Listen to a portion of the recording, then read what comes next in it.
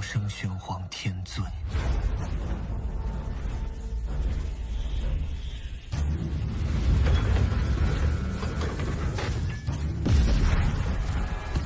Berjumpa lagi dengan Albara. Kita lanjutkan cerita Lord of the Mysteries. Jangan lupa share, like, komen, dan subscribe. Lord of the Mysteries bab 356, Biaya Informan. Batuk. Mike Joseph mengeluarkan sapu tangannya, menutup mulutnya, dan batuk beberapa kali. Kabut asap di kawasan pabrik lebih tebal daripada di tempat lain. Udara berwarna abu-abu kekuningan seolah-olah debu yang berterbangan. Sesekali tercium bau menyengat yang menyesakkan yang bahkan tuan reporter, yang sudah lama terbiasa dengan udara Backlund, tak tahan. Dia menoleh ke arah Klein yang juga terbatuk pelan. Saya selalu sangat mendukung pembentukan Dewan Pencemaran Atmosfer Nasional dan Inspektur Industri Alkali oleh pemerintah. Tetapi baru hari ini saya mengetahui bahwa masalah ini telah menjadi begitu serius. Jika kita tidak mengambil tindakan efektif, ini bisa menjadi tragedi di masa depan. Klein berusaha keras untuk membersihkan hidungnya yang tersumbat. Mungkin seluruh Backlund akan diselimuti kabut asap yang mengakibatkan jarak pandang tidak lebih dari 5 meter, dan mungkin saja dewa jahat akan turun atau lahir di latar belakang seperti itu. Tambahnya dalam hati, Kohler tua tidak begitu memahami percakapan itu. Ia berdeham, tenggorokannya yang penuh dahak kental, lalu menuntun reporter dan detektif itu melewati penjaga dan masuk ke sebuah pabrik timah. Sebagian besar pekerja adalah perempuan. Mereka bekerja dengan sibuk tanpa perlindungan apapun, dan lantai pabrik dipenuhi debu. Melihat partikel-partikel kecil yang melayang di udara, Klein merasa seperti sedang melihat gas beracun. Para perempuan muda tanpa masker itu bagaikan domba yang menunggu untuk disembelih. Untuk sesaat, ia merasa seolah-olah kembali ketingan, kembali ke masa ketika ia membantu Sir Deweyville mengatasi keluhan yang menghantuinya. Ia seakan telah menyaksikan masa depan setiap pekerja perempuan, ada yang kepalanya berdenyut-denyut, ada yang penglihatannya kabur, ada yang histeris, ada yang gusinya bergaris biru, dan akhirnya mereka menjadi buta atau meninggal. Ini seperti ritual pengorbanan berdarah berskala besar. Bedanya, targetnya adalah simbol uang yang berkedip itu. Jika Ordo Aurora, sekolah pemikiran mawar, dan sekte jahat lainnya bisa memanfaatkan situasi serupa, seperti yang dilakukan Lanevus, pasti akan ada masalah besar. Klein menutup mulut dan hidungnya sambil diam-diam memperhatikan. Mike Joseph bergumam dengan terkejut dan marah, bagaimana ini bisa terjadi?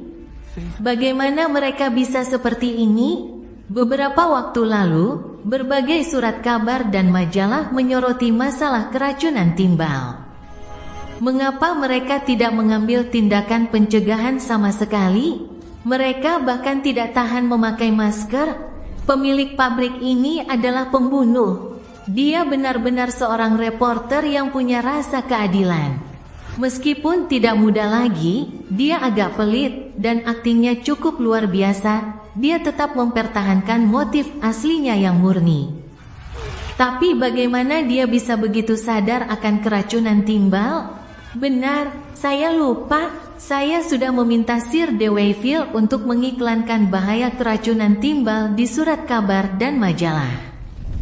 Sepertinya dia melakukannya dengan baik, tetapi bagi sebagian orang, apa pentingnya jika 1 atau 2 rakyat jelata kelas bawah meninggal? Ada banyak orang yang menunggu pekerjaan, pikir Klein dengan berat hati. Sebagai jurnalis senior, Mike tetap waras. Ia diam-diam mengamati dan bertanya kepada beberapa pekerja yang telah berganti shift, lalu meninggalkan pabrik timah itu. Selanjutnya, mereka memasuki satu pabrik demi satu pabrik, tetapi kehilangan minat untuk membicarakan apapun saat melihat kumuhnya tempat itu dan beratnya pekerjaan yang terlibat. Hampir tengah hari ketika Klein tiba-tiba menyadari ada banyak orang berkumpul di luar sebuah pabrik. Kebanyakan dari mereka perempuan, dan mereka berteriak-teriak dengan penuh semangat sambil berusaha masuk. "Apa yang terjadi?" tanya Mike pada Kohler tua dengan bingung. Kohler tua juga bingung. "Aku akan pergi dan bertanya." Ia berlari kecil keluar pabrik dan membaur dengan kerumunan. Butuh beberapa menit baginya untuk kembali menemui Klein dan Mike. Mereka akan menghancurkan mesin-mesin baru itu. Kohler tua menarik napas dan langsung ke pokok permasalahan. Kenapa? Mike belum pernah menangani berita serupa sebelumnya, jadi dia tidak tahu banyak tentang situasinya. Sedangkan Klein, dia punya firasat tentang alasannya. Kohler tua menunjuk ke pabrik dan berkata, "Ini pabrik tekstil. Mereka ingin menggunakan mesin tekstil terbaru, jadi jumlah orang yang bertugas mengendalikan mesin-mesin yang dibutuhkan akan berkurang. Sepertinya mereka akan memecat sepertiga pekerjanya. Para pekerja perempuan ingin menghancurkan mesin-mesin dan mendapatkan kembali pekerjaan mereka. Kalau tidak, mereka mungkin tidak akan bertahan hidup. Mungkin satu-satunya pilihan adalah menjadi gadis jalanan." Mike membuka mulutnya. Dari bentuk mulutnya, sepertinya dia akan berkata bodoh, tapi akhirnya dia tidak mengatakan apa-apa. Dia hanya menatap dalam diam dan bahkan tidak bergerak mendekat. "Ayo pulang. Wawancara investigasiku sudah hampir selesai." Setelah sekian lama, Mike mendesah. Ketiganya berbalik dan mulai berjalan keluar dari kawasan pabrik. Tak seorang pun berbicara selama mereka berjalan. Saat mereka hendak berpisah, Mike melirik Klein dan berbicara dengan suara rendah. "Menurutmu, apakah para perempuan itu masih bisa melakukan hal lain jika pabrik timbal yang tidak memberikan perlindungan ditutup? Atau jika bos mereka diadili?" Klein memikirkannya dengan serius dan berkata, "Jika hanya ada beberapa pabrik, tidak akan ada masalah besar. Tetapi beberapa pekerja perempuan mungkin akan menderita kelaparan dan kedinginan saat mencari pekerjaan lain. Dan mereka secara bertahap akan kehilangan kekuatan karena mereka tidak memiliki tabungan. Akan menjadi bencana jika terlalu banyak pabrik yang tutup dalam waktu singkat, belum lagi orang-orang yang kehilangan pekerjaan setelah mesin tekstil baru digunakan. Distrik pabrik Backlund saja mungkin memiliki ribuan atau bahkan puluhan ribu pekerja yang menganggur, tanpa makanan atau pakaian, berkeliaran di jalanan seperti zombie. Mereka mungkin menurunkan upah mereka untuk merebut pekerjaan orang lain. Entah berapa banyak orang di Isborough yang akan menjalani hidup yang lebih sulit atau bahkan mati karenanya. Pemandangannya akan seperti neraka, dan bahkan jika dunia ini tidak memiliki kekuatan Beyonder, tetap saja akan membawa bencana besar. Dan sekarang, berbagai dewa jahat mengintai dalam kegelapan, menunggu." Klein menelan semua kata-kata itu dalam benaknya. Mike terdiam lagi, dan setelah membayar 10 pound dan 6 soli, dia meninggalkan distrik pabrik yang mengeluarkan asap itu dengan kereta. Klein memandang kereta kuda yang melaju di kejauhan namun tidak mengatakan apapun. Dulu saat dia masih menjadi Nighthawk, dia pernah mengenal dan bersentuhan dengan kehidupan orang-orang miskin, tetapi kesan yang ditinggalkannya tidak sedalam kali ini. Pengamatan multidimensi mengungkap jurang kemanusiaan di depan matanya. Isborough benar-benar penuh dengan bahaya tersembunyi dan ancaman yang tak terelakkan. Jika tidak hati-hati, bisa saja dipicu oleh aliran sesat. Klein merenung sejenak dan berkata, "Kohler, aku ingin memintamu membantuku mengawasi situasi di Isborough." "Oh, hanya saat kau tidak terbebani pekerjaan. Aku akan membayarmu, memberimu uang untuk membangun hubungan dengan pekerja lain." Setiap minggu, kita akan menjadwalkan pertemuan di kedai kopi yang sudah kita buat sebelumnya. Mata Kohler tua berbinar. Tidak masalah, dia tidak menyebutkan harganya, dan dia sepenuhnya mempercayai detektif yang baik itu. Klein mempertimbangkan pilihannya dan berkata, setiap kali kita bertemu, saya akan memberi Anda 15 soli sebagai dana dan kompensasi. Jika Anda memberikan informasi yang saya yakini, akan ada tambahan 5 soli sebagai pembayaran. 1 pon? Tanya Kohler tua dengan terkejut. Pada hari-hari terhangat dan terbahagianya, ia hanya dibayar 21 soli seminggu, atau 1 pound 1 soli. Ya, Klein mengangguk. Kau harus memperhatikan kata-kata dan tindakanmu. Jangan terburu-buru mengumpulkan informasi. Pertahankan pola bicara yang lebih sedikit dan lebih banyak mendengarkan. Kalau tidak, kau akan berada dalam bahaya. Biaya informan seperti ini secara teori bisa diganti. Tapi sekarang aku adalah pihak yang membiayai sendiri pesta 50 sen. Klein mendesah sambil tertawa meremehkan diri sendiri. Permaisuri Borough di ruang belajar Nona Audrey di dalam villa mewah milik Count Hall. Si Pirang mendengarkan Nona Escalante, guru psikologinya, sambil sesekali mengelus Susi, anjing besar yang duduk di sampingnya. Dengan bulu gelap yang menjuntai hingga pinggang, Escalante Oseleka memperhatikan bahwa anjing itu juga tampak mendengarkan dengan saksama. Ia tak kuasa menahan senyum dan terdiam selama 2 detik. Setelah itu, dia melanjutkan perkenalannya. Saat ini belum ada teori yang sepenuhnya ortodoks di bidang psikologi. Ada beberapa aliran pemikiran, seperti psikoanalisis, analisis kepribadian, dan psikologi perilaku. Tentu saja, penelitian tentang pikiran tidak hanya dilakukan oleh psikolog dan psikiater. Banyak profesional di bidang mistisisme juga melakukan pekerjaan serupa. Di antara mereka, yang paling terkenal adalah, maaf, saya menyimpang dari kurikulum. Mari kita kembali ke topik tadi dan membahas psikoanalisis. Audrey dapat dengan jelas melihat niat Escalante untuk mengarahkan topik tersebut, oleh karena itu dia berpura-pura tidak tahu dan bertanya dengan rasa ingin tahu, "Guru, saya ingin tahu lebih banyak tentang situasi penelitian pikiran di bidang mistisisme. Seperti yang Anda ketahui, saya sangat tertarik dengan hal itu." Escalante mengerutkan bibir, mengerutkan kening, dan berkata dengan malu, "Tapi ada sumpah kerahasiaan."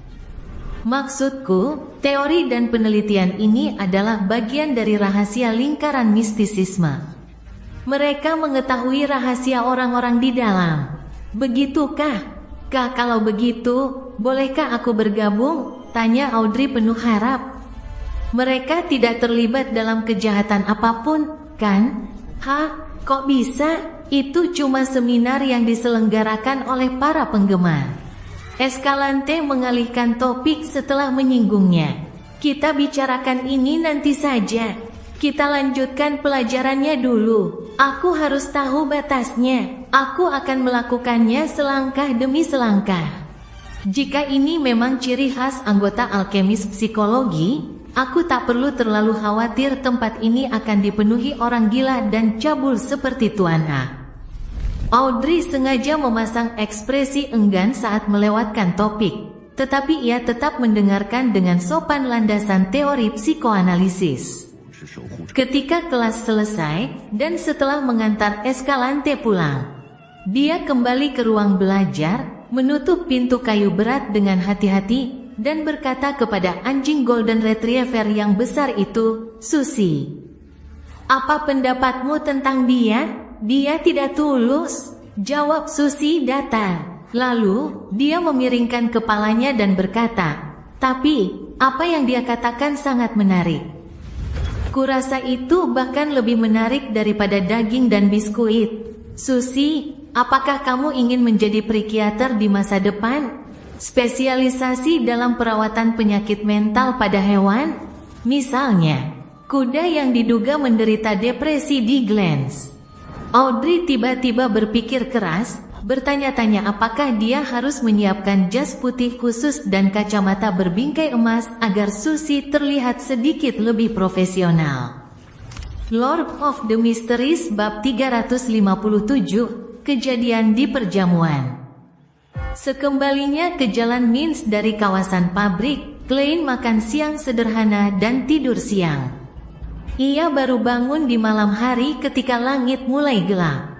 Tetapi meski begitu, dia tetap merasa lelah, kelelahan yang berasal dari lubuk hatinya. Setelah cukup lama tenggelam dalam pikirannya, Klein turun ke lantai 1 dan menyalakan lampu gas. Ia bersiap duduk di sofa dan membaca koran hari itu. Tetapi ketika ia melihat sekeliling, ia melihat surat undangan di atas meja kopi. Dia tertegun sejenak sebelum menyadari bahwa itu adalah surat undangan yang dikirimkan Nyonya Stellin Seymour kepada pelayannya beberapa hari yang lalu. Aku hampir lupa soal ini. Pesta perjodohan yang disamarkan. Klein meletakkan surat undangannya dan berjalan ke kamar mandi di lantai 1. Ia membasuh wajahnya dengan air dingin, merapikan penampilannya agar tampak jauh lebih energi. Dibandingkan saat pertama kali tiba di Backlund, janggut hitam di sekitar bibir dan bawah dagunya jauh lebih tebal. Meskipun tidak sepenuhnya menghilangkan kesan akademisnya, hal itu membuatnya tampak lebih dewasa dan tegap.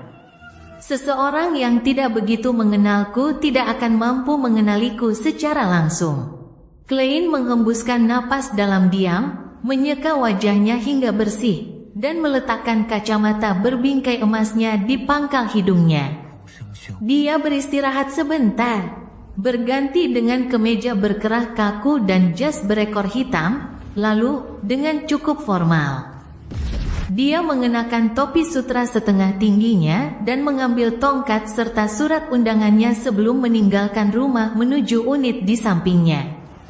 Di tengah bunyi bel pintu yang berdenting, dia melihat Julianne, pelayan wanita, membukakan pintu, dan Stellin dengan rambut pirangnya yang digulung tinggi dan telinganya dihiasi anting-anting perak.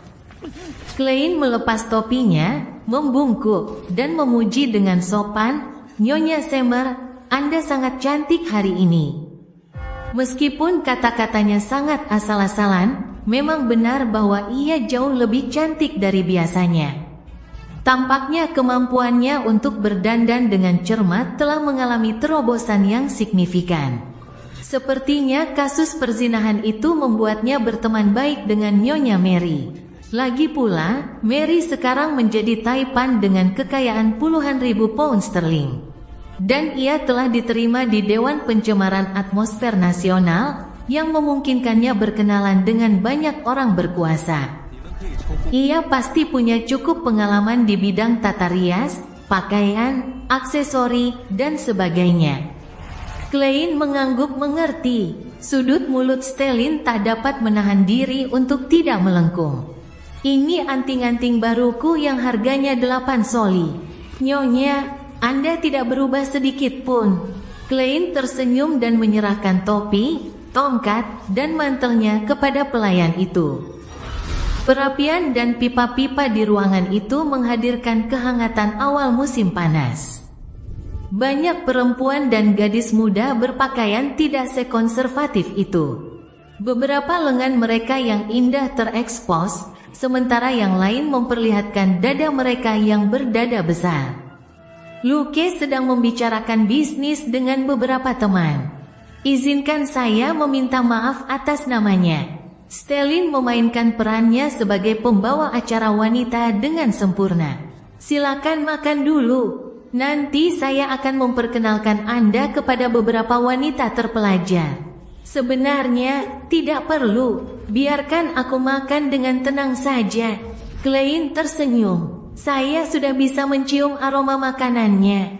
Karena tamunya cukup banyak, lebih dari 20 orang, makan malamnya disajikan dalam bentuk prasmanan. Klein mengambil piring dan berkeliling, dan ia mendapati makanannya jauh lebih bervariasi daripada sebelumnya. Ikan trout dingin, pai ayam, semur daging kambing dengan kacang polong, dada ikan asin, kari, daging sapi panggang, kalkun, kue lidah sapi, ham, salad, dan kue krim. Alkohol yang disediakan masih sampanye dan anggur merah. Ini sangat cocok dengan selera karnivora. Klein, dengan piringnya yang besar, tidak mengobrol dengan siapapun. Ia bersembunyi di sudut dan perlahan menikmati makanannya. Tidak lebih baik daripada yang dibuat oleh koki di Kelak Club. Kadang-kadang, dia mengomentari makanannya dalam hati. Dia hendak mengambil porsi kedua ketika akhirnya ditemukan oleh Stellin Semmer. Pada saat yang sama, ia melihat seorang kenalan di samping wanita itu. Ia tak lain adalah pengacara Jurgen dengan ekspresi seriusnya. Benar, Jurgen juga seorang bujangan. Klein tersenyum dan berjalan mendekat, mengambil inisiatif untuk bertanya, bagaimana pemulihan Nyonya Doris? Jurgen menarik dasi kupu-kupunya dengan tidak nyaman. Dia akan keluar minggu depan. Itu bagus, kata Klein tulus dengan emosi campur aduk. Pada saat itu, Stellin telah membawa beberapa wanita muda dan memperkenalkan mereka. Ini Tuan Jurgen Cooper, seorang pengacara senior yang berpenghasilan setidaknya 3 pound seminggu. Ia sering mendapat komisi dari kasus-kasus yang ditanganinya, dan penghasilannya pasti lebih dari 200 pound setahun. Selain itu, ia muda dan cakap. Kemungkinan besar ia akan menjadi pengacara hebat di masa depan. Ini Tuan Sherlock Moriarty, detektif ternama.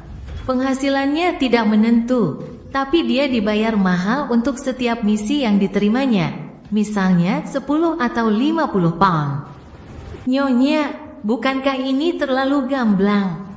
Klein tak dapat menahan diri untuk tidak mengejek dalam diam. Jurgen, yang berdiri di sampingnya, tampak mengerutkan kening.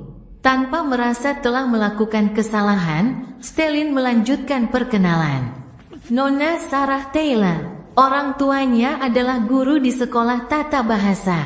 Nona Angelina Watson, ayahnya adalah seorang pegawai negeri sipil di Departemen Kepolisian Backlund. Klein tersenyum kaku dan menyapa setiap wanita. Setelah Stellin selesai, Jurgen berkata dengan suara berat, Nyonya Semmer, tidak sopan menyebutkan pendapatan orang lain di depan orang lain. Stellin tidak marah, sebaliknya, dia menjawab dengan sangat serius, tidak, ini sangat penting. Jika Anda akhirnya saling menyukai dan memutuskan untuk memulai sebuah keluarga, maka penghasilan sangatlah penting. Bayangkan, pasti ada daging, sayur, buah, susu, roti putih, mentega, krim, dan makanan lainnya setiap hari. Biayanya setidaknya 1 pound dan 5 soli seminggu hanya untuk makanan, belum lagi alkoholnya. Selain itu, menyewa rumah yang lebih baik hampir 1 pound seminggu. Ya, masih ada kebutuhan untuk membeli air, gas, arang, sabun, dan sebagainya. Kita juga perlu mempertimbangkan biaya transportasi. Totalnya sekitar 10 soli. Itu baru pengeluaran paling mendasar. Apa kamu tidak mengajak istrimu ke konser musik atau nonton drama? Bukankah kita perlu membeli baju baru setiap tahun? Para wanita, saya percaya bahwa sebuah keluarga harus menghabiskan setidaknya 30 pound setahun untuk itu agar dianggap hidup layak. Selain itu, ada gaji pembantu, biaya pendidikan anak, dana darurat yang perlu disisihkan untuk pengobatan, serta pengeluaran untuk beberapa dekorasi yang diperlukan. Hanya dengan penghasilan lebih dari 200 pound setahun, kebutuhan-kebutuhan tersebut dapat terpenuhi. Hanya dengan demikian, keluarga bahagia dapat terwujud. Oleh karena itu, agar tidak menunda waktu kita semua atau menimbulkan kesalahpahaman, saya rasa perlu untuk mencantumkan hal ini dalam pendahuluan. Sebagai seorang pengacara, Jurgen sempat tidak bisa memberikan tanggapan. Untungnya, ia selalu memasang ekspresi serius dan tegas di wajahnya. Betapa besar hatinya. Tapi etiket dasarnya adalah memberitahukan informasi ini kepada kedua belah pihak secara pribadi, dan tentu saja, saya tahu persis mengapa Anda memperkenalkannya langsung di depan mereka. Klein tersenyum. Ya, pendapatan sangat penting. Hanya dengan penghasilan lebih dari 400 pound sterling setahun, seseorang bisa menyelenggarakan makan malam semewah ini. Hanya dengan penghasilan sebesar itu, seseorang bisa mendandani istrinya dengan gaun-gaun indah dan anting-anting yang indah. Stellin mengangkat dagunya sedikit sambil berusaha sekuat tenaga menahan senyum dan berkata, 430 pound. Maksudku, pasti ada tabungan setiap tahun untuk mencegah kecelakaan atau punya uang lebih untuk diinvestasikan ke saham atau obligasi. Itulah perkiraan pendapatan tahunan suaminya. Setelah menemukan topik yang sama untuk kedua kelompok orang asing itu, ia pergi dan menyapa tamu-tamu lainnya. Klein juga dapat dengan jelas merasakan bahwa Sarah, Angelina, dan para wanita lainnya lebih tertarik pada pengacara Jurgen. Lagi pula, ia pria yang tampan, dan pekerjaan serta penghasilannya sangat stabil. Sedangkan detektif swasta yang sewaktu-waktu bisa dikurung di kantor polisi, mereka bukanlah pilihan utama bagi perempuan kelas menengah. Lagi pula, Klein kini tampak lebih tegap dengan jenggotnya. Tak heran jika para perempuan itu akan tetap sedikit curiga padanya. Setelah mengobrol santai sebentar dengan mereka, dia menemukan alasan untuk pergi sebelum bersembunyi di sudut dan makan sambil menikmati tontonan penampilan Jurgen yang canggung dan tak berdaya. Pada saat ini, sungguh mengherankan di mana hilangnya kefasihannya sebagai seorang pengacara. Beberapa menit kemudian, kedua anak Semers berlari melewati Klein sambil bermain. Mereka melihat pria di sudut, berhenti, dan dengan mata terbelalak, bertanya dengan rasa ingin tahu, "Tuan Moriarty, kami dengar Anda seorang detektif." "Ya," Klein tersenyum menanggapi. Gadis kecil itu berkata dengan polos, "Bisakah kamu menceritakan kepada kami tentang kasus-kasus yang telah kamu pecahkan?"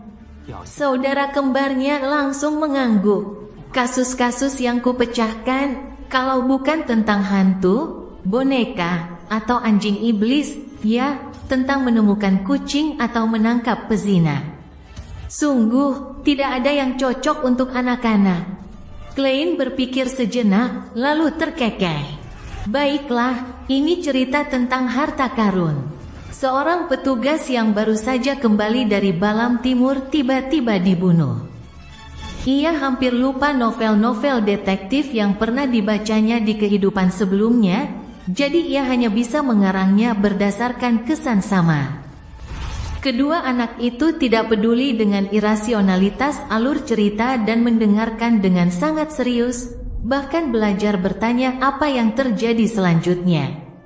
Tanpa menyadarinya, Klein jauh lebih santai.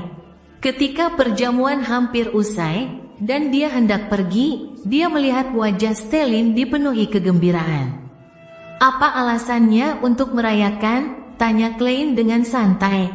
Stellin mengangkat kepalanya sedikit dan menjawab dengan senyum tertahan, "Mary telah menerima undangan makan siang dari Sekretaris Utama Dewan Pencemaran Atmosfer Nasional, Tuan Hibbert Hall. Pada hari Senin, pria ini adalah putra sulung Count Hall, seorang bangsawan sejati. Dia telah mengundang semua anggota dewan dan mengizinkan mereka membawa 2 atau 3 teman." Stellin berhenti sejenak. "Luke dan aku baru saja diundang oleh Mary. Senin sore." Berpakaian rapi, Stellin Semer, yang ditemani suaminya Luke Semer, mengikuti Nyonya Mary ke Empress Borough, di mana mereka melihat sebuah bangunan besar. Patung marmer, kolam, air mancur, taman, dan halaman rumput terpantul di matanya, membuatnya merasa gugup bahkan sebelum memasuki villa. "Luke, apakah kalungku tidak cocok dengan gaunku?" tanyanya kepada suaminya sambil memiringkan kepalanya. Luke menggelengkan kepalanya dan tertawa. "Sayang, kamu terlalu gugup. Kau tak perlu khawatir.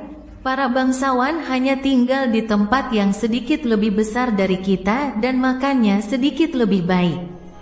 Kita tidak kekurangan apapun." Stellin mengangguk ketika mendengarnya, seolah dia telah menemukan kepercayaan dirinya. Memasuki villa, mereka melihat lampu kristal yang indah, aula yang dapat menampung banyak penari, dan piring-piring berisi makanan lezat. Foie gras, ikan tulang naga goreng, lobster panggang, anggur Aurmir, sampanye misti. Persis seperti deskripsi di majalah. Stellin mengamati makanan itu dengan rasa ingin tahu, berpikir bahwa ia bisa menikmati hidangan seperti itu di hari libur atau saat tahun baru jika mereka berhemat sedikit. Kecuali anggur Aurmir dan sampanye berkabut, akhirnya dia menambahkan dalam benaknya. Pada saat ini, tatapannya tiba-tiba menjadi lurus saat dia melihat seorang gadis muda mengenakan gaun istana berwarna krem berjalan mendekat. Gadis itu berambut pirang dan bermata hijau, dan kecantikannya luar biasa. Ia mengenakan sepasang sarung tangan sutra putih dan sepasang anting zamrud kecil yang indah. Ia memancarkan kemurnian dan keanggunan. Dia bagaikan bidadari. Meskipun dia selalu bangga dengan penampilannya, Stellin tak dapat menahan diri untuk berseru kagum, dan dia merasakan perasaan rendah diri yang tak dapat dijelaskan pada saat itu. "Halo," sapanya dengan canggung dengan etiket yang baru saja dipelajarinya. "Halo," gadis itu membalas sapaannya dengan anggun. Setelah mereka berpapasan, Stellin menemani suaminya dan Mary untuk menemui tamu terhormat dan bangsawan, Tuan Hibbert Hall. Setelah beberapa saat, ia berjalan ke balkon sendirian, berniat menenangkan suasana hatinya. Namun, tanpa diduga ia melihat gadis bak malaikat yang tadi. Dia tengah memandang pemandangan, seekor anjing golden retriever besar duduk dengan patuh di samping sepatu berbingkai pita mawar miliknya. "Lucu sekali," Stellin mencoba memulai percakapan. Gadis muda itu menjawab dengan senyum tipis, "Izinkan saya mengucapkan terima kasih atas nama Susi atas pujian Anda." Saat melihat keduanya, Stellin tiba-tiba merasa bahwa ia harus memiliki hewan peliharaan yang serupa untuk dirinya sendiri. Ini satu-satunya cara untuk menunjukkan martabat keluarga Semar. Ia bertanya dengan nada terukur, "Kudengar para bangsawan banyak memelihara anjing pemburu. Apakah ini salah satunya?" "Ya." Gadis yang matanya yang berwarna hijau zamrud tampak lebih mempesona daripada permata anting-antingnya mengangguk ringan. "Bolehkah saya tahu berapa uang yang dibutuhkan untuk membeli satu?" tanya Stellin sambil tersenyum.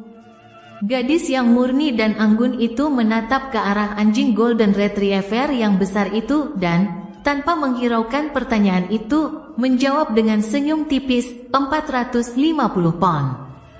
Lord of the Mysteries bab 358, Kekhawatiran Matahari.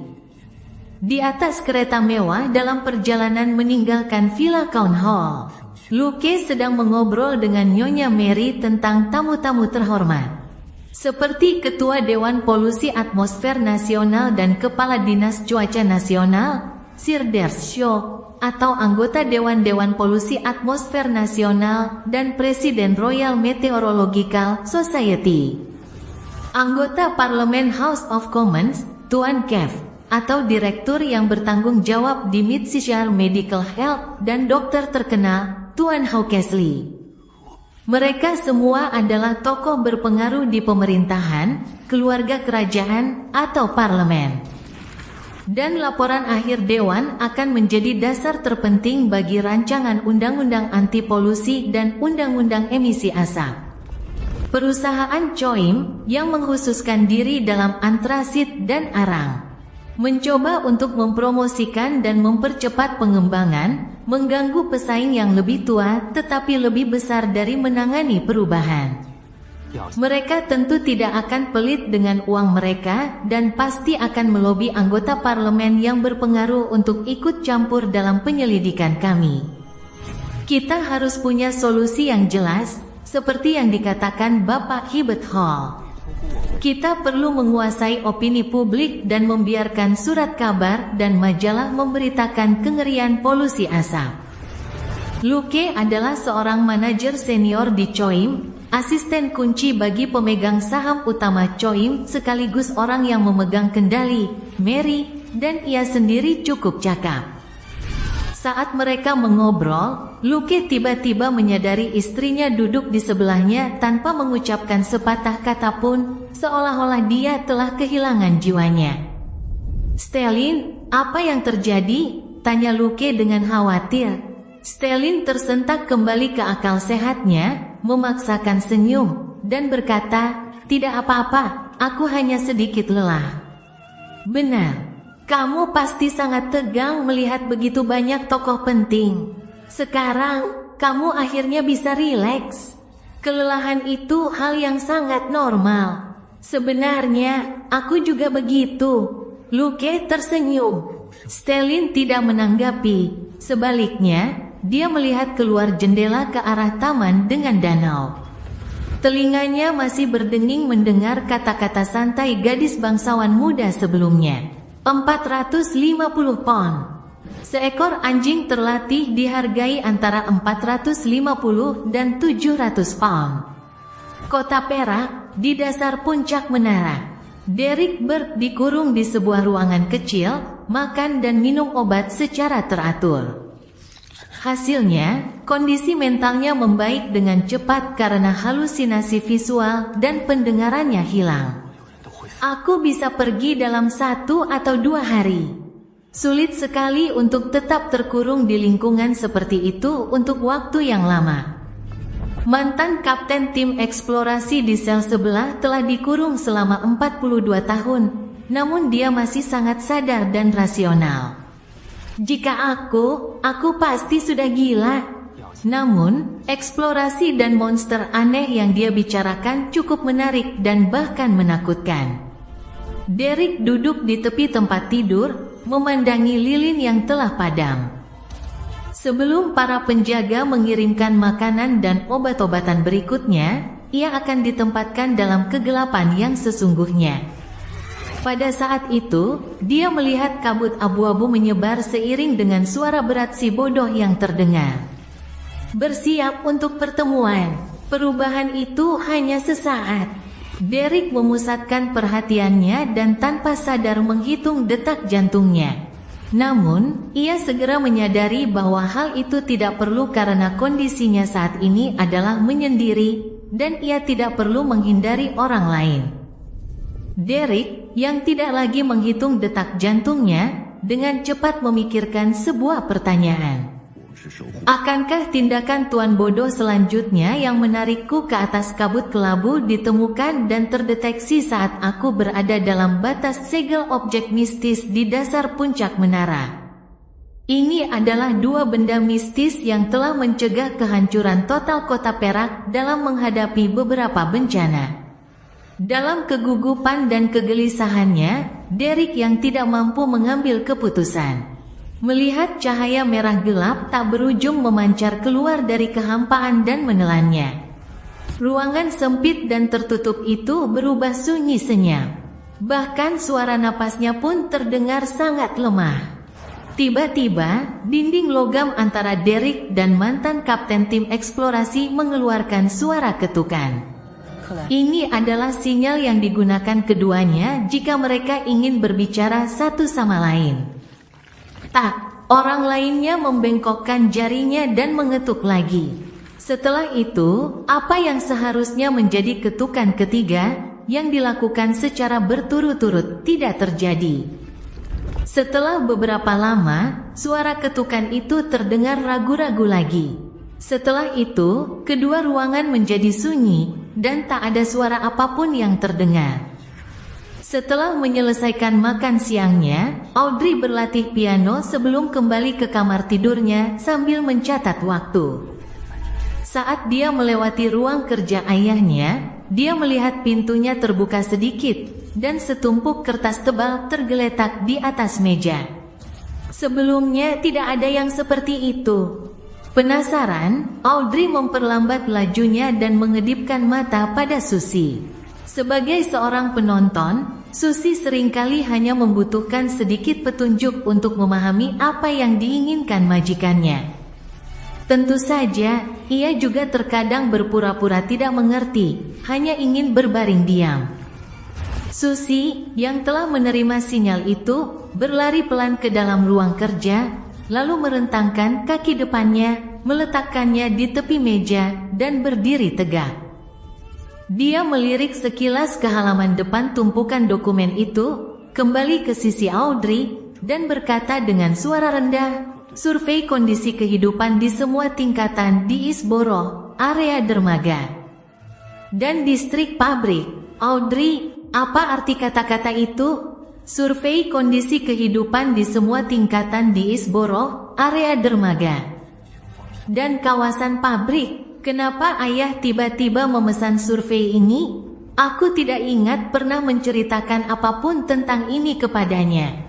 Audrey bingung dan tidak repot-repot menjawab pertanyaan Susie. Dia memandang sekelilingnya dan melihat para pelayan berada di tempat tugasnya masing-masing dan tidak memberi perhatian khusus kepadanya. Dia mengangkat kepalanya sedikit dan dengan tenang berbalik untuk memasuki ruang belajar Count Hall.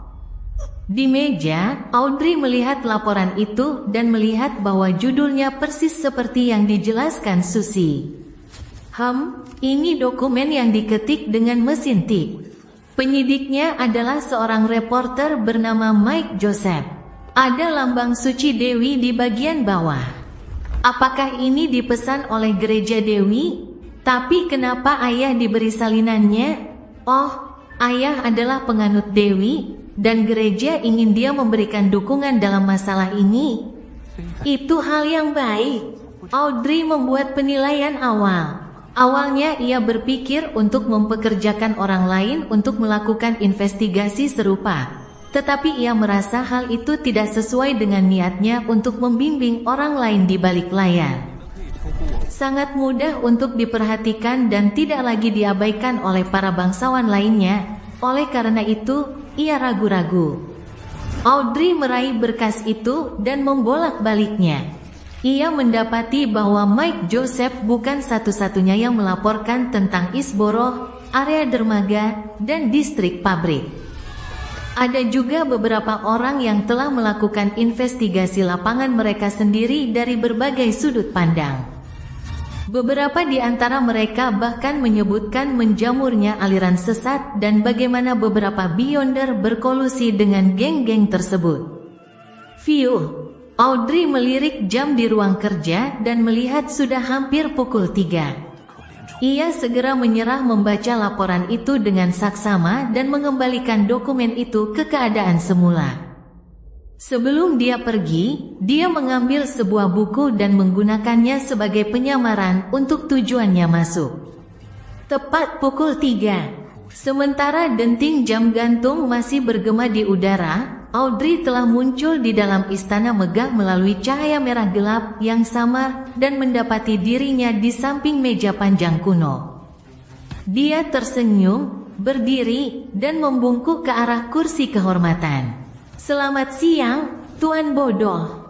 Setelah menerima anggukan ringan sebagai balasan, ia kemudian menyapa The Hangman, The Wolf, dan teman-temannya dengan hormat.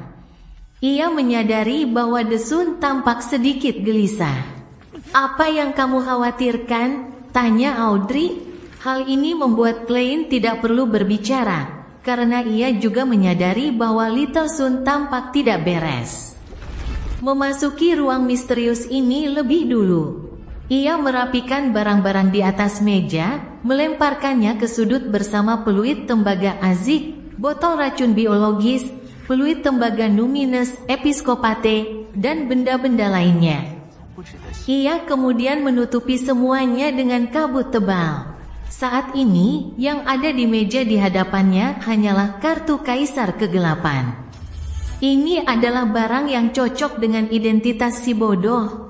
Derek tidak menyembunyikan apapun dan langsung menceritakan berpura-pura sakit yang berhasil ia lakukan dan bagaimana ia dikirim ke dasar menara untuk diisolasi dan menjalani perawatan. Akhirnya, ia bertanya, "Tuan bodoh yang terhormat, apakah benda mistis itu akan mendeteksi keikutsertaan saya di klub tarot?" "Bagaimana aku tahu? Aku bahkan tidak tahu apa itu." Namun, saat ini tidak ada kekuatan aneh atau kuat yang mencoba menyerang. Bahkan matahari abadi yang berkobar dan sang pencipta sejati tidak dapat menemukan tempat ini.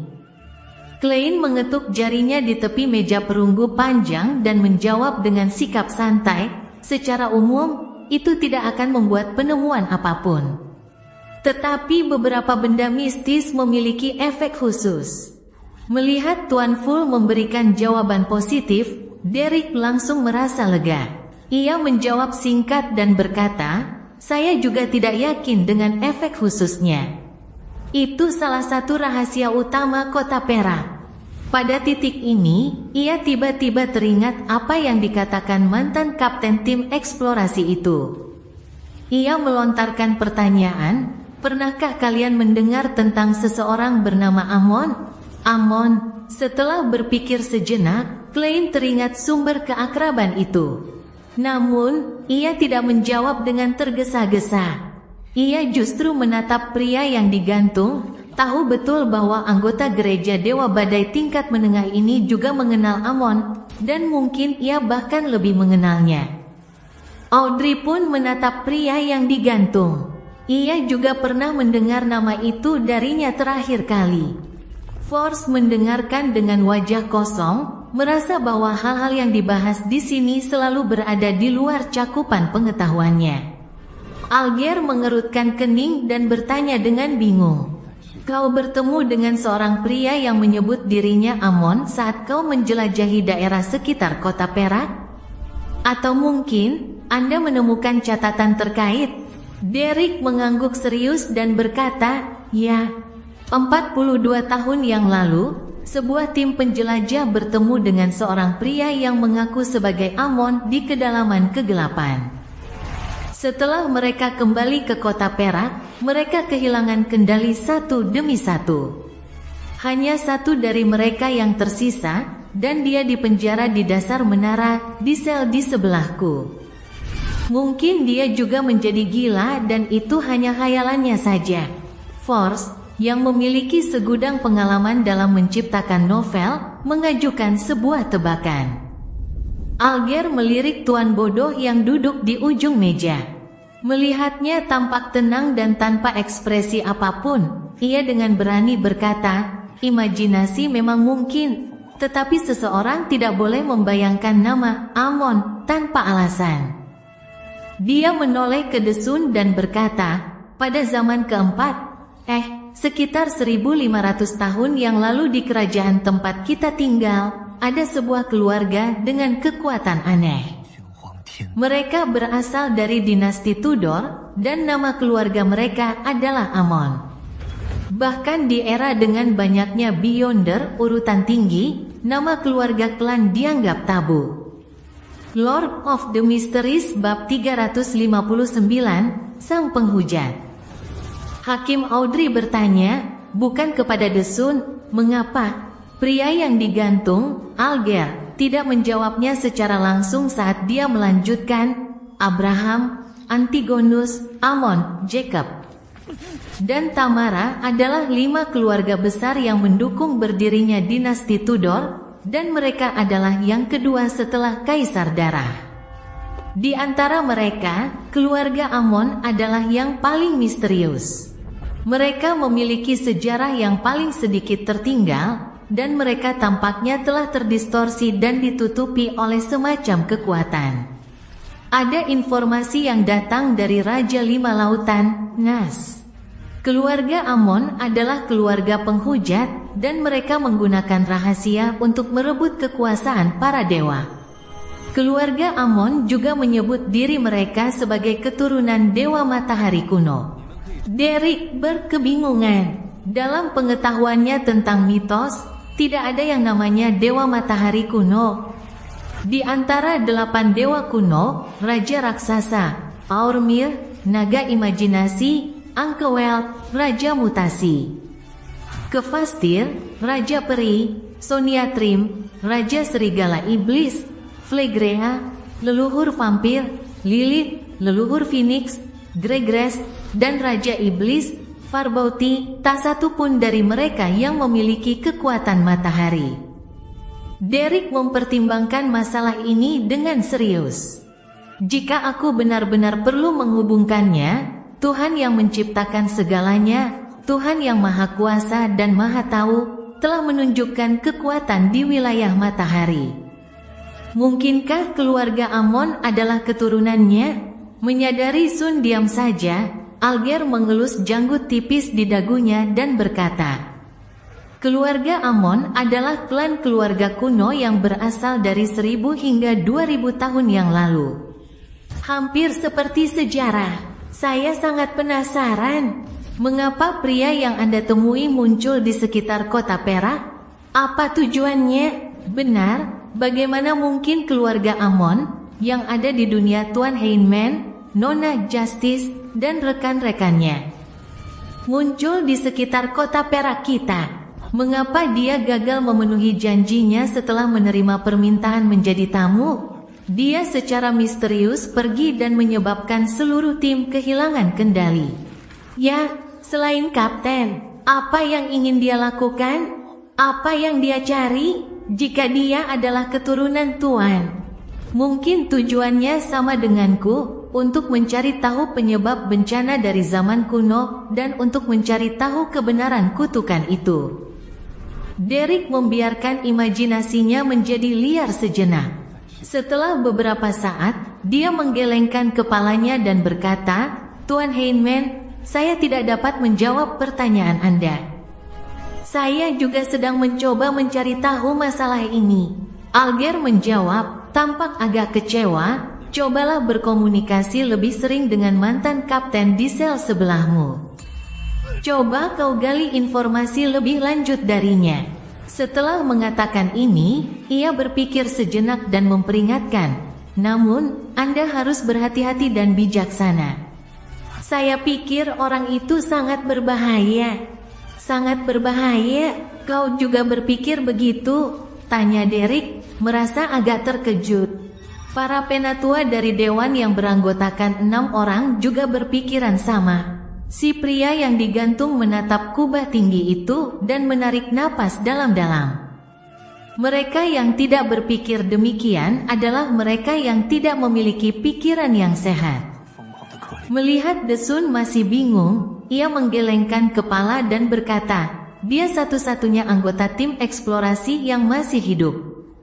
Masalah ini saja sudah cukup untuk membuktikan bahwa ada sesuatu yang sangat salah dengannya. Dia sudah berada di penjara bawah tanah menghadapi rampages selama 42 tahun, namun dia tetap sangat jernih dan rasional. Ini menunjukkan betapa anehnya dia. Ditambah lagi dengan masalah Amon yang misterius, bahayanya sudah jelas. Itulah potongan-potongan kecil yang Derek pikirkan sebelumnya, tetapi belum ia pahami sepenuhnya. Mendengar itu, ia tiba-tiba tercerahkan dan langsung berkata dengan tulus, aku mengerti. Terima kasih, Tuan Manusia yang digantung. Audrey, yang mendengarkan dengan saksama dan mengamati, menahan diri untuk menutupi wajahnya dengan tangan. Ia merasa Desun bahkan lebih naif daripada dirinya. Melihat rasa penasaran semua orang telah terpuaskan, bahkan Tuan Dunia yang murung pun sedikit menyesuaikan posturnya. Dan sang matahari tampaknya tidak memiliki permintaan lain. Ia menoleh ke ujung meja perunggu panjang dan berkata sambil tersenyum, Tuan bodoh, saya ingin bertukar cerita secara pribadi. Sekali lagi, Klein terhibur saat dia mengangguk dan berkata, tentu. Ia langsung melindungi indera sang pria yang digantung dan rekan-rekannya, alih-alih mengisolasi dirinya dan Nona Justice.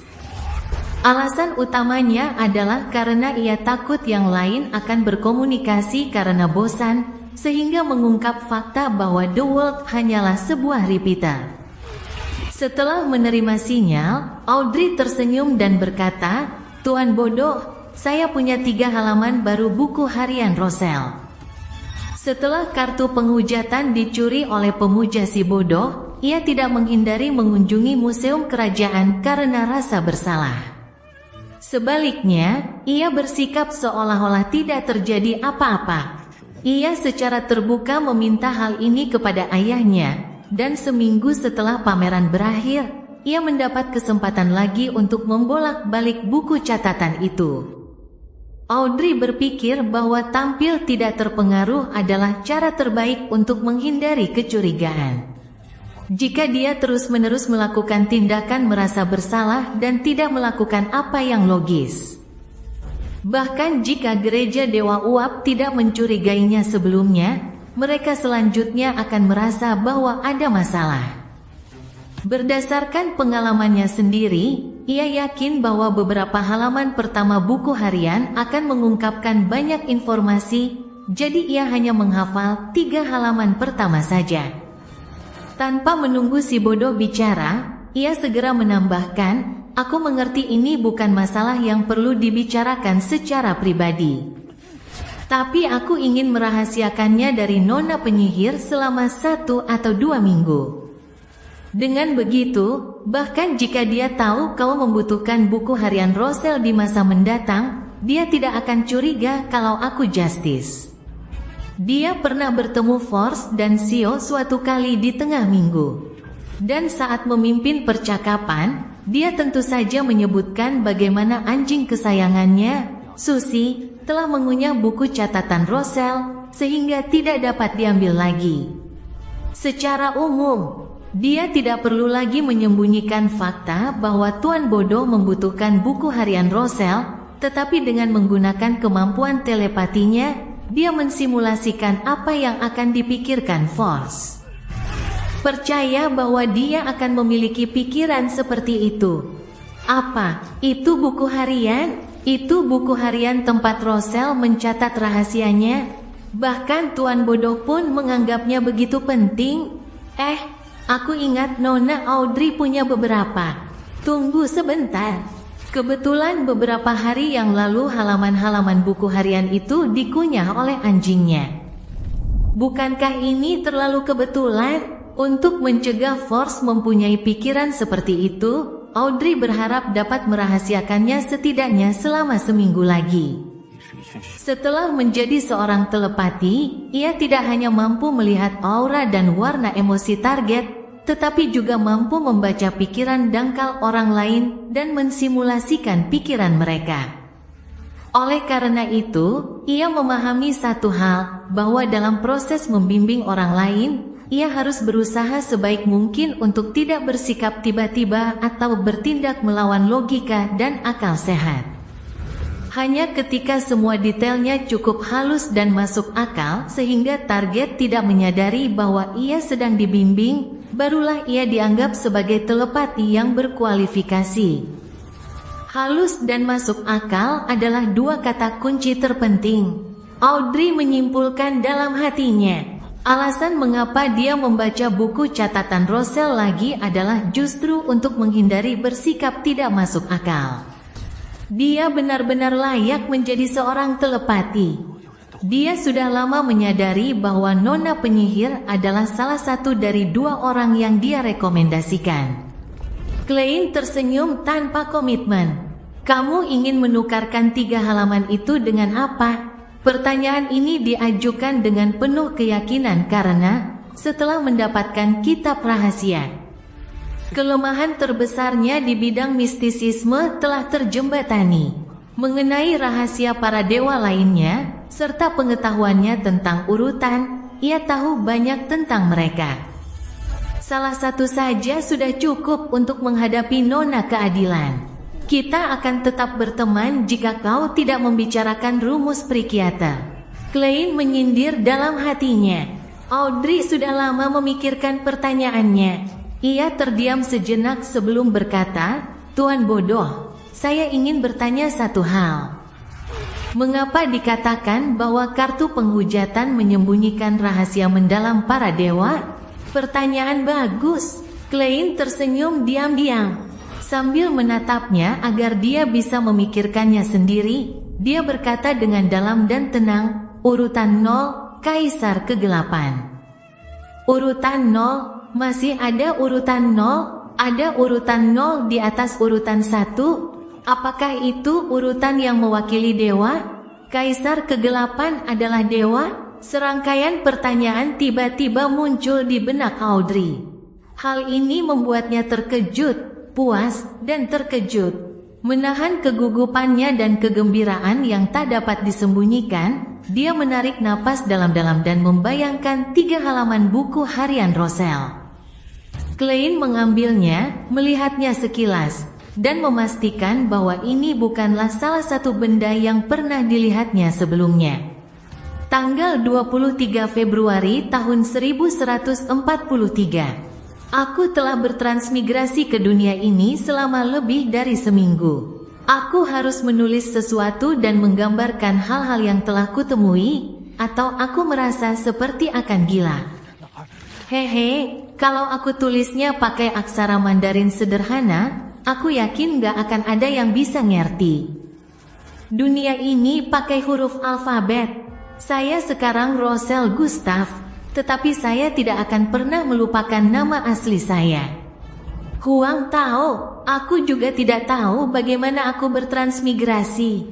Aku mengingatnya dengan saksama dan memikirkannya cukup lama. Lalu aku ingat bahwa beberapa hari sebelum transmigrasiku, aku membeli sebuah piring perak yang sangat misterius dengan beberapa simbol dan pola aneh terukir di atasnya. Piring itu sangat menarik. Namun, ia tidak muncul kembali setelah transmigrasi saya ke sini. Itu bukan barang curianku. Ini dunia yang mirip dengan Eropa kuno. Ini setelah Renaissance, dan meriam serta senjata api sudah muncul, tetapi agak kasar dan primitif.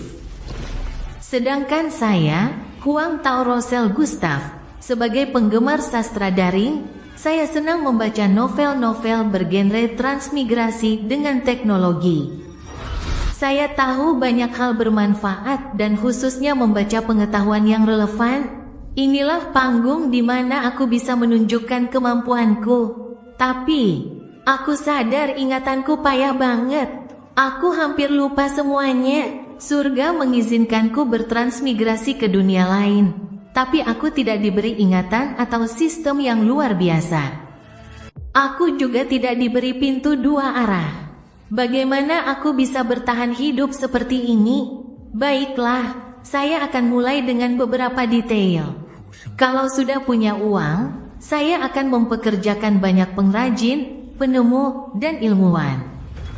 Saya hanya bertanggung jawab memberi mereka ide. Sudah lama sekali saya tidak merasa begitu penuh harap terhadap masa depan.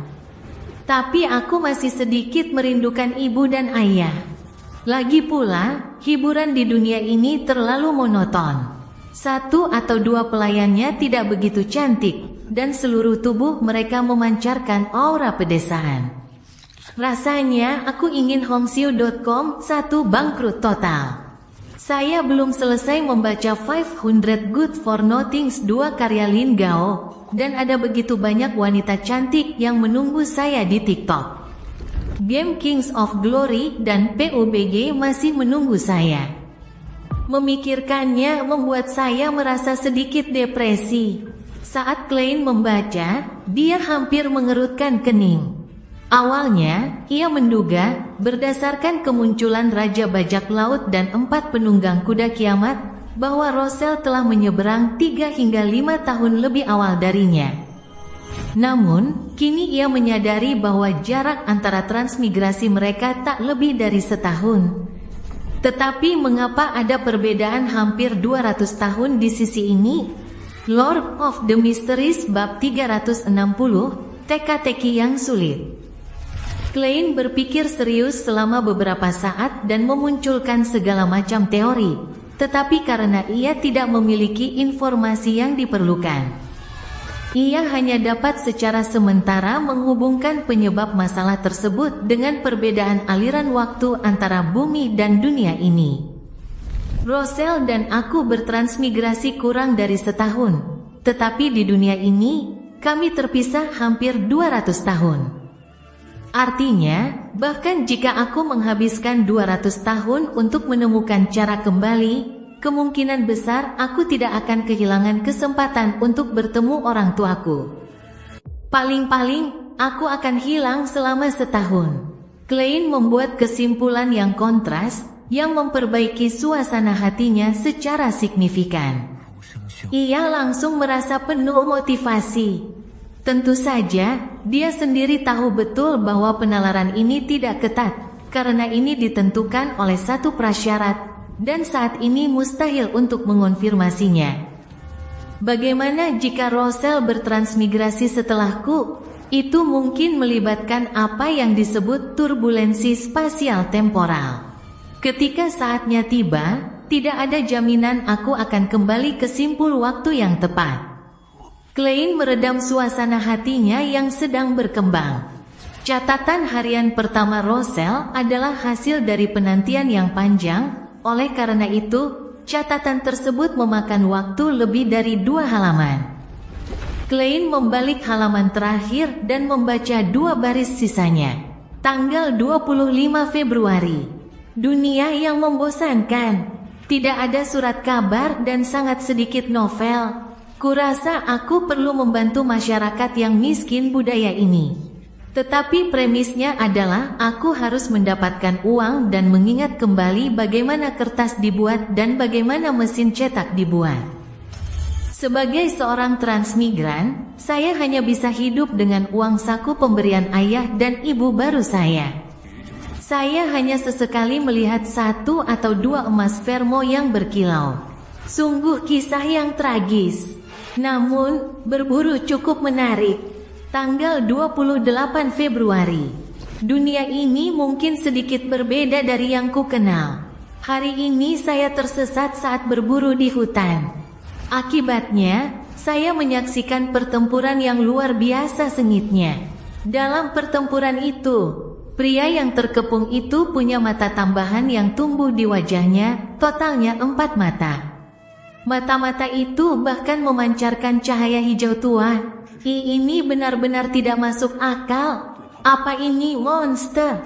Ini sebenarnya dunia fantasi, kan? Lawan monster itu bahkan lebih kuat. Dia memanggil pilar cahaya yang menyala dengan api keemasan. Ya, kurasa itu dipanggil. Untungnya, mereka tidak menemukanku. Setelah menyingkirkan monster itu, orang itu pergi membawa mayatnya.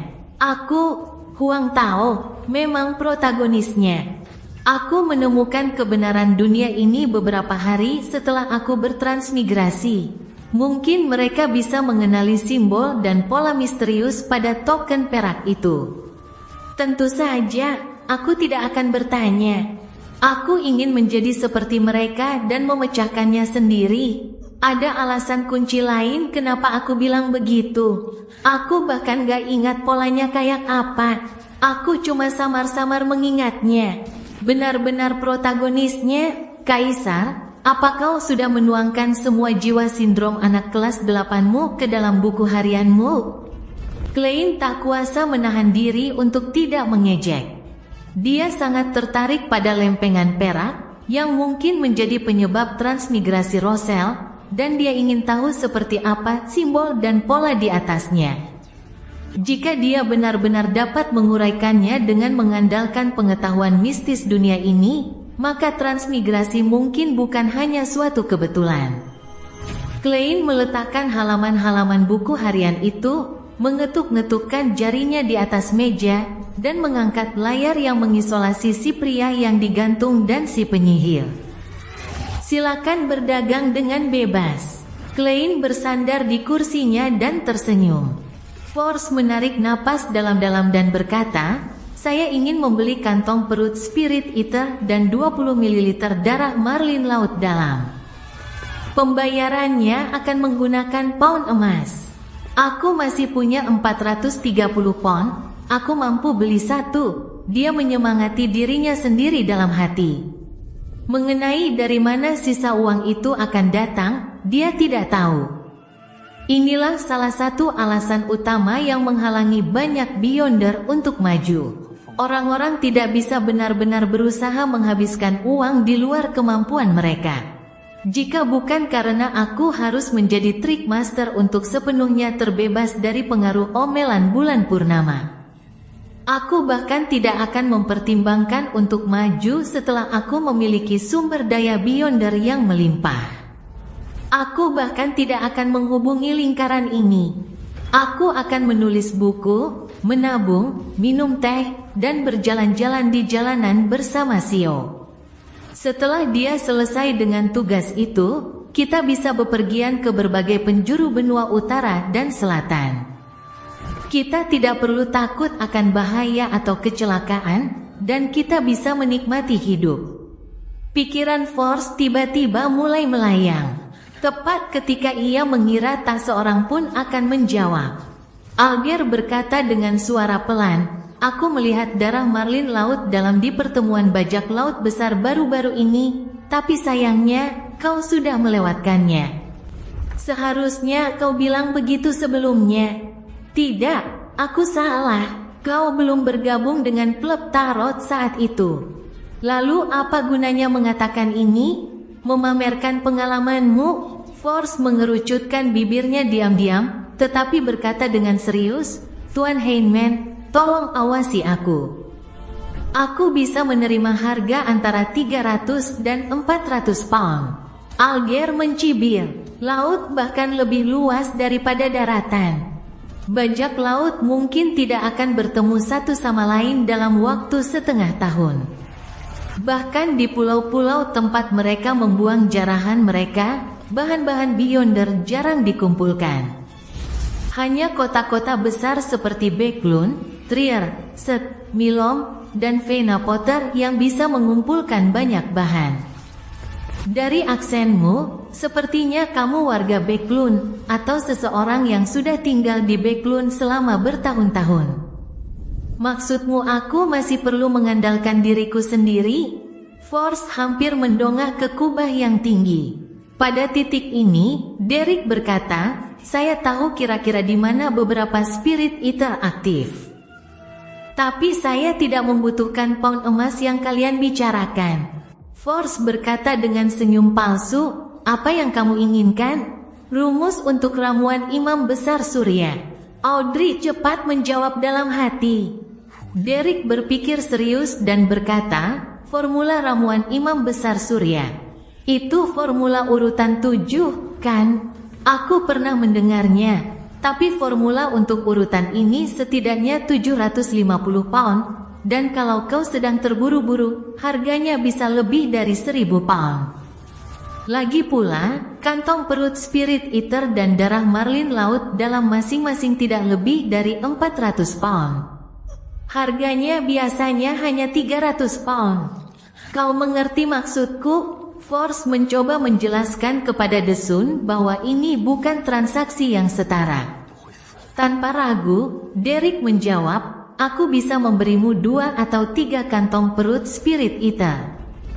Soal kebutuhan tambahan untuk marlin laut dalam, dia bahkan tidak mempertimbangkannya. Dia bahkan belum pernah melihat laut sebelumnya. Apa yang bisa kulakukan dengan kantong perut Spirit Eater tambahan? Memanggangnya atau menggorengnya? Sejujurnya, aku tidak tahu kapan aku bisa menjualnya. Yang terpenting, aku tidak mampu membeli formula untuk Solar High Priest. Force memaksakan senyum dan berkata, "Aku akan coba mencarinya." Ia teringat pada penganut matahari abadi yang bertopeng di pertemuan Tuan A, yang pandai memurnikan diri.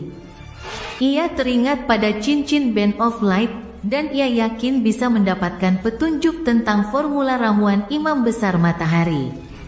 "Tapi aku tidak punya cukup uang." Force berpikir sejenak, menyentuh wajahnya. Melihat sekeliling, lalu bertanya dengan sangat tulus, "Semuanya, apakah kalian punya cara yang bagus untuk menghasilkan uang?" Begitu dia menyelesaikan kalimatnya, dia menyadari semua orang telah terdiam. Keheningan dapat digambarkan dengan istana yang tak bersuara dan kabut kelabu yang sunyi. Kelihatannya, semua orang menghadapi teka-teki ini. Sedangkan Tuan Bodoh, dia tidak butuh uang. Force dengan bijak menutup mulutnya. Bukankah cara terbaik untuk menghasilkan uang adalah dengan memiliki lahan pertanian, tambang, perkebunan, pabrik, saham, dan sebagainya? Oh, kamu juga bisa membaca pengumuman hadiah kerajaan dan menyelesaikannya sesuai dengan harga dan jangka waktu yang wajar. Audrey tahu bahwa dia tidak punya pengalaman nyata dalam menghasilkan uang, jadi dia hanya bisa menjawab dengan beberapa patah kata dalam hatinya seolah-olah dia sedang bercanda. "Apakah saya boleh mengajak Anda terlibat dalam proyek sepeda?" Klein menahan diri untuk memanipulasi kata-kata The World yang akan mengungkap identitas aslinya.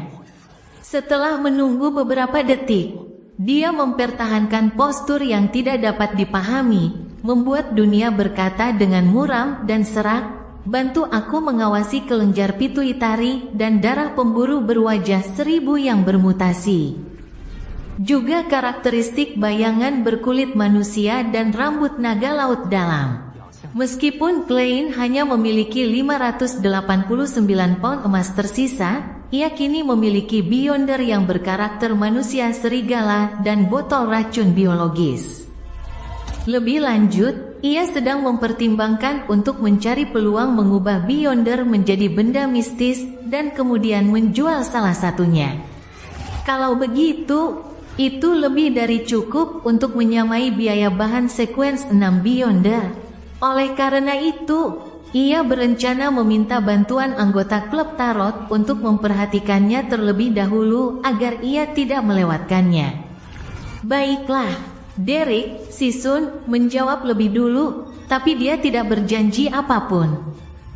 Dibandingkan dengan pemakan roh, bayangan berkulit manusia dan pemburu berwajah 1000 bukanlah monster yang mudah ditemui. "Pemburu berwajah 1000? Kurasa aku pernah melihat fosilnya," pikir Justice sambil menjawab. "Ya, akan kupastikan setelah aku kembali." Fosil itu ada di perbendaharaan Duke Negan. Jika sudah menjadi fosil, karakteristik Beyondernya mungkin sudah lama hilang. Klein memanipulasi dunia dan mengangguk tanpa komitmen.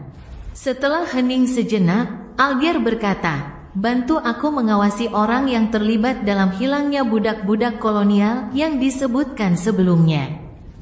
Dia menyebut dirinya Baelen, seorang pria berkulit coklat kemerahan dan memiliki ciri-ciri orang selatan, tetapi seseorang telah mendengarnya berbicara dengan aksen Backlund. Gigi ketiga di sebelah kirinya hilang, tetapi kemungkinan besar sudah diganti. Selain itu, tidak ada yang istimewa tentang dia, dan tingginya juga cukup rata-rata. Jika kau bisa menemukan jejaknya, tidak akan ada masalah dengan hadiahnya, setidaknya 100 pound atau sesuatu yang nilainya setara. Bahkan ramalan pun tak dapat diselesaikan dengan deskripsi seperti itu, apalagi melakukan pencarian orang tersebut di dunia nyata. Klein melihat sekeliling dan berkata, "Lanjutkan pertukaran bebasmu." Di akhir pertemuan tarot, Derek kembali ke dunia nyata dan mendapati dirinya berada di ruangan yang gelap dan sempit. Ia duduk di tanah dengan hati-hati selama beberapa detik, tetapi tidak menemukan perubahan yang tidak biasa. Akhirnya ia bisa bernapas lega. Teringat bahwa Tuan Manusia Gantung telah menasihatinya untuk berbicara lebih banyak dengan mantan kapten tim penjelajah, Derek berjalan ke dinding logam yang sesuai, membengkokkan jari-jarinya dan mengetuknya. Tak, dia menyelesaikan sinyalnya, tetapi tidak ada respons bahkan setelah waktu yang lama. Apakah dia tertidur? Atau dibawa ke dewan yang beranggotakan 6 orang? Derek bertanya-tanya sambil menatap dinding logam kusam itu. Pada saat ini, sebuah suara tua dan samar terdengar dari tempat tidur di belakangnya. Apakah kamu mencariku? Cerita bersambung. Jangan lupa share, like, komen, dan subscribe agar tidak ketinggalan cerita selanjutnya.